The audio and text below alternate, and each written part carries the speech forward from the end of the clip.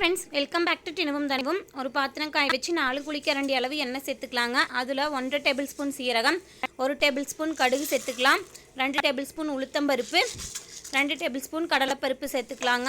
இது மண வர அளவுக்கு ஃப்ரை ஆகட்டும். இது ஃப்ரை ஆனதும் பச்சை மிளகாய் 5 கட் பண்ணி சேர்த்துக்கலாங்க. இதோட 2 பெரிய வெங்காயம் கட் பண்ணி சேர்த்துக்கலாங்க. இது நல்லா ஃப்ரை ஆகட்டும். இதோட ஒரு துண்டு இஞ்சி, 10 பல்லு பூண்டு நல்லா தட்டி சேர்த்துக்கலாங்க. அதோட 2 கைப்பிடி அளவு கீரை, செங்கீரை சேர்த்துருக்கேன். நீங்கள் கொத்தமல்லி கீரை இருந்தால் ஒரு கைப்பிடி அளவு சேர்த்துக்கலாம். அதோட கருவேப்பிலை சிறிதளவு சேர்த்து 1 நிமிஷம் ஃப்ரை பண்ணலாங்க. அது ஃப்ரை தக்காளி 1/2 kg சேர்த்துக்கலாம். இதோட உப்பு தேவையான அளவு சேர்த்துக்கலாங்க. உப்பு சேர்த்த பின்னாடி தக்காளி நல்லா ஃப்ரை ஆகட்டும். தக்காளி நல்லா ஃப்ரை ஆன பின்னாடி 1 கரண்டி அளவு மிளகாய்த்தூள், 1 கரண்டி அளவு சாம்பார் பொடி சேர்த்துக்கலாங்க.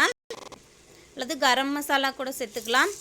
இப்போ இது நல்லா ஃப்ரை ஆகிடுச்சு. இதோட 1 டம்ளர் அளவு தட்டைப்பயிர் எடுத்திருக்கேன், அது சேர்த்துக்கலாம். தட்டைக்கொட்டை சேர்த்த பின்னாடி 1.5 டம்ளர் அளவு தண்ணி சேர்த்துக்கலாங்க.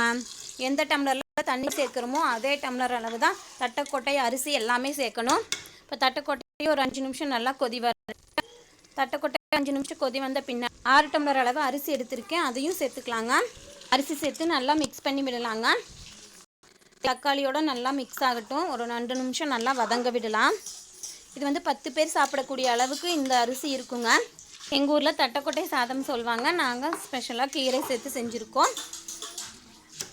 பிரியாணி அது மாதிரி பிடிக்காதவங்களுக்கு இது மாதிரி செஞ்சு கொடுக்கலாங்க.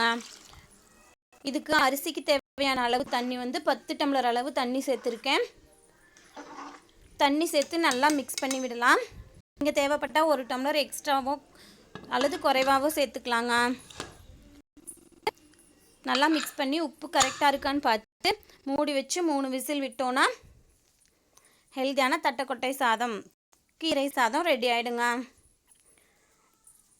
எவ்வளோ பேர் வந்தாலும் இது மாதிரி சமைச்சோன்னா ஈஸியாகவும் இருக்கும், ஹெல்த்தியாகவும் இருக்குங்க. வேலையும் சீக்கிரம் முடிஞ்சிடும். Okay friends, thank you. பிடிச்சா லைக் பண்ணுங்கள், சப்ஸ்கிரைப் பண்ணுங்கள், ஷேர் பண்ணுங்கள். தேங்க்யூ.